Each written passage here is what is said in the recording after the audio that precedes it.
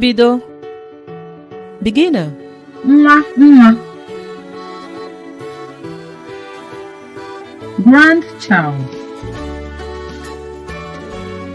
Nwa nwa. Abụ nwa nwa. I am a grandchild.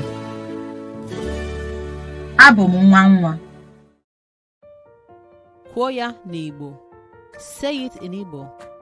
Grandchild. Kwuo ya n'Igbo. Say it in Igbo. I am a grandchild. Gupu tire. Gupu tire. Read it out loud.